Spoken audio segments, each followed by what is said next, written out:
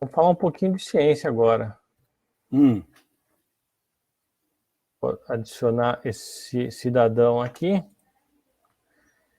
E vamos começar com a notícia de falecimento há 157 anos. É dia 13 de agosto de 1865, há 157 anos, falecia o médico e cientista húngaro Inácio Philipp Semmelweis. Alguém já ouviu falar desse cientista, Semmelweis? Olha, Marcelo, Inclusive essa foto não me remete a nada. não é da nossa área, né? À esquerda você tem um retrato dele, à direita um busto, e esse busto está na Universidade de Teherã, lá no Irã. Não tem nada a ver com o Irã, né? Ele é húngaro, mas você vê a importância dele é grande, que tem homenagens ao redor do mundo. Para você ter uma ideia, ele é considerado o salvador das mães, pioneiro dos procedimentos antissépticos. Olha só a história dele, que loucura, né? Literalmente. Na década de 1840, ele trabalhou na maternidade do Hospital Geral de Viena. E esse hospital tinha duas clínicas que tratavam aí de partos, né? De mulheres em processo de parto, etc. A taxa de mortalidade das mães na clínica número 1, na primeira clínica, era aproximadamente 10% por infecção puerperal. Variava, né? Mas a média era de 10%.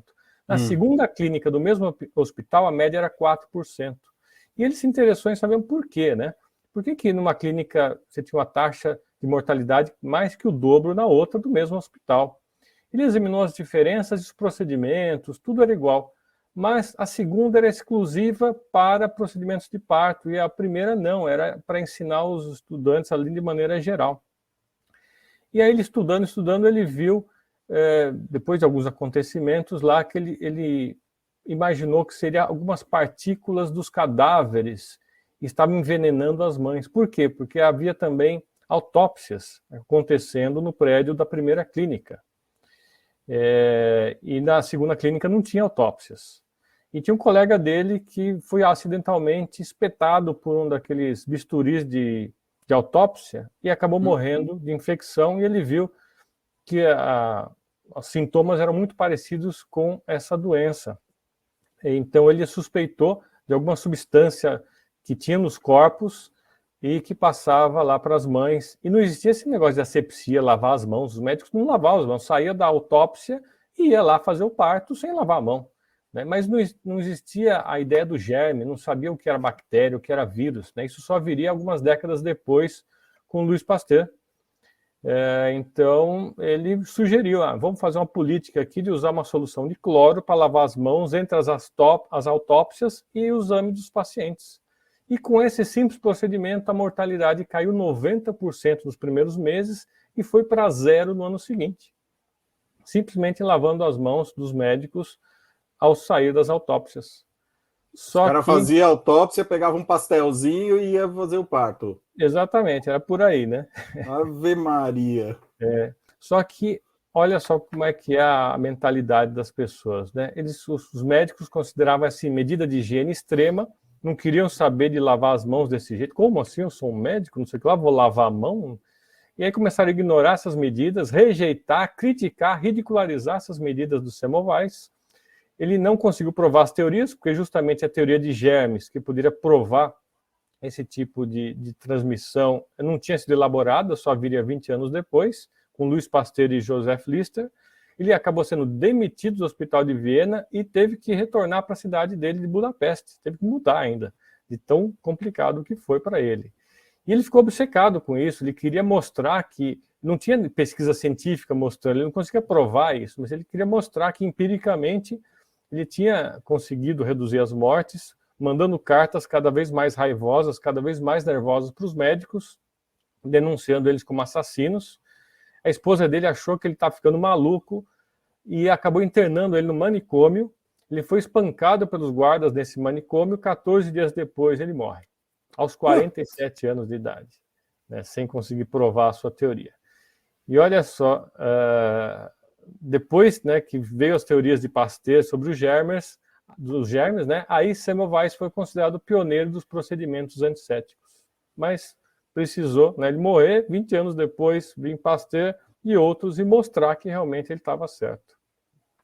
Não, a gente quase 2 séculos depois aí se deparou com esse negócio da Covid, da pandemia, e teve muita relutância em usar máscara e lavar a mão e passar álcool gel, não sei o quê, mas, cara, eu vou te falar por experiência própria, a redução de qualquer tipo de virose, resfriado, não sei o quê, no meu caso aqui foi gigante, cara. Cara, Mas passei por um monte de crises aí que você via gente gripada e não sei o quê, e eu tenho uma imunidade relativamente baixa aí, cara, puta, vira e mexe, eu tava gripado, cara, passei mais de um ano sem pegar nada. Mas imagina numa época que nem sabia que existia germe, né? Imagina a resistência, né, da comunidade científica na época, né? Pode E agora, crer. aproveitando que a gente está falando dele, olha só que coincidência aqui, ó.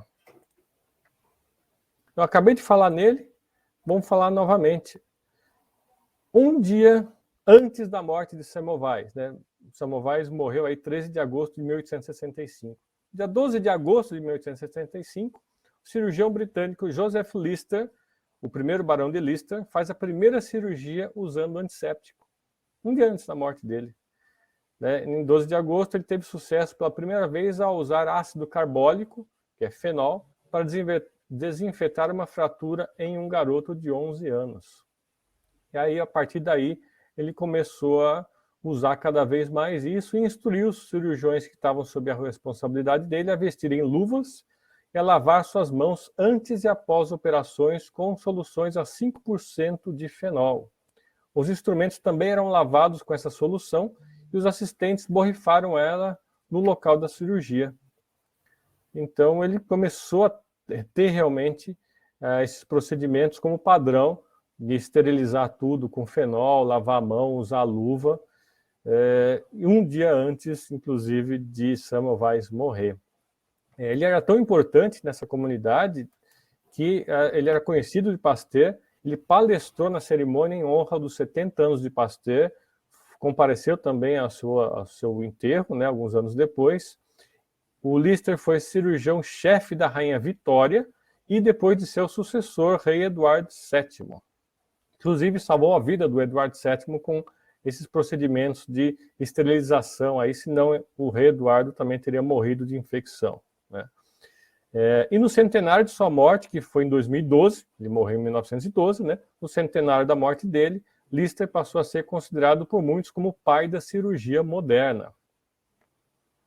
Então, uma história relacionada à outra, né? Coincidencialmente, na mesma data, praticamente, um morre e outro faz a sua cirurgia com asepsia, como a gente tem hoje, né?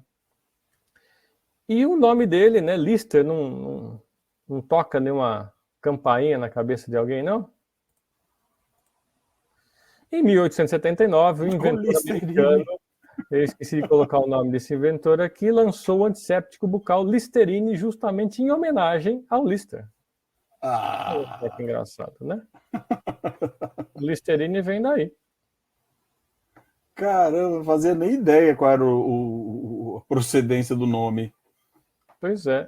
Não foi o Lister não inventou a Listerine, mas foi um outro inventor que, para homenageá-lo, criou esse produto. No começo, né? O DJ falou ali embaixo e é que deu o delay aqui, mas a gente acredita para ele os louros aí de ter acertado. Sim.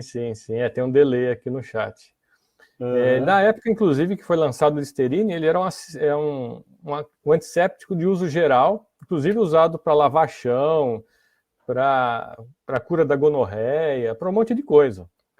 Aí, e não estava vendendo muito bem e tal. Aí teve um pessoal de marketing, daí falou, não, vamos usar isso e propagandear contra mau hálito. E aí passou a ser um sucesso, né? Todo mundo começou a usar aí para mau hálito. Tanto é que tem até uma brincadeira do pessoal que escreveu Freakonomics, né? Que o cara que inventou o Listerine não inventou a solução anti-mau hálito, ele inventou o mau hálito. Porque, na verdade, as pessoas não ligavam para isso antes, né? Era o normal, toda a existência humana se conviveu com esse hálito, né? E aí, a partir do momento que ele vendeu um produto para melhorar o hálito, as pessoas começaram a reparar nisso e não desejar mais ter esse hálito, né? Então eles brincam com isso, ele inventou o mau hálito, né? Mas teve um sucesso e está aí há mais de 100 anos, 150 anos esse produto aí.